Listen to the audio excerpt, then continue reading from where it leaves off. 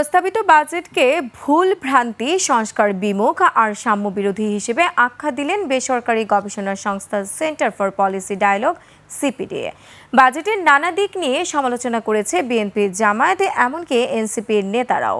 রাজধানীতে নাগরিক প্ল্যাটফর্মের আলোচনায় উঠে আসে অর্থের যোগান, অভ্যন্তরীণ বৈদেশিক ঋণ নির্ভরতা, চাপ আর অনিশ্চয়তার নানা ইস্যু। সাদাত হাবিবি সেতুর রিপোর্ট। জীবন অবাক না করলে কে করবে? 28% মিল্ক ফ্যাটের অবাক করার সাথে ফ্রেশ মিল্ক পাউডার। জীবন অবাক করুক প্রতিদিন। বাজারে তাদের জন্য কোনো ধরনের বাজেটে আলাদা কোনো এক্সিস নাই। আমরা যে পরিমাণে রেমিটেন্স পাঠাই সেই জায়গাটা থেকে এই বাজেটের বরাদ্দ যেটা সেটা অত্যন্ত নগণ্য। মাথায় কিছু বরাদ্দ যেখানে 47,032 টাকা ছিল, আমাদের আদিবাসীদের জন্য ছিল শুধুমাত্র 6,752 টাকা। জাতীয় বাজেটে অবহেলিতরা কি পেয়েছে সেই প্রশ্নের উত্তর খুঁজতেই বেসরকারি উন্নয়ন সহযোগী আর গবেষণা সংস্থাদের সমন্বয়ে গঠিত নাগরিক প্ল্যাটফর্মের এই আয়োজন।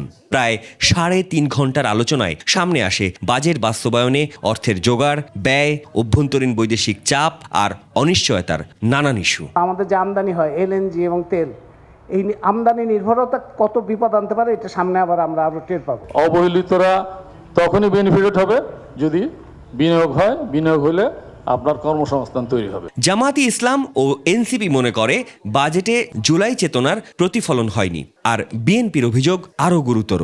আমরা ডিটেল শেয়ার করেছি, এই পেপারটা কিন্তু আমাদের বাজেটের আগেও রেডি ছিল, বাট আনফর্চুনেটলি কেউ আমাদেরকে রিচ আউট করে নাই।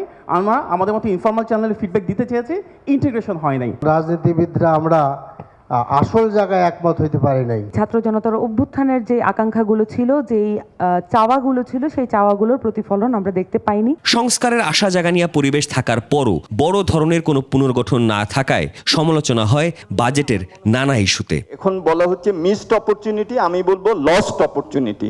কারণ হলো যে এইবারই কিন্তু একটা সুযোগ ছিল একটা বেঞ্চমার্ক করে যাওয়া, যে বেঞ্চমার্কের ভিত্তিতে আমরা আগামীতে যে নির্বাচিত সরকার আসবেন তাদেরকে আমরা অ্যাকাউন্টেবল করতে পারতাম। আপনি যখন রিফর্ম করতে যাবেন, you have to feel discomfort. This budget has not created any discomfort. অন্তর্বর্তী সরকার অর্থনৈতিক শ্বেতপত্র প্রণয়নে কমিটি গঠন করেছিল, কিন্তু কমিটির সুপারিশ বাস্তবায়ন করছে না, এমন আক্ষেপ সিপিডির সম্মাননীয় ফেলো ডক্টর দেবপ্রিয় ভট্টাচার্যের। এই বাজেটের প্রথম সমস্যা হলো ভুলও আছে, ভ্রান্তিও আছে। এই সরকার নিজে আমাদের দিয়ে যে কাজগুলো করিয়েছিল সেগুলোর প্রতি তারা বিশ্বস্ত থাকেনি, অনুরক্ত থাকে নাই, সেহেতু এই বাজেট সংস্কার বিমুখ বাজেট হয়েছে।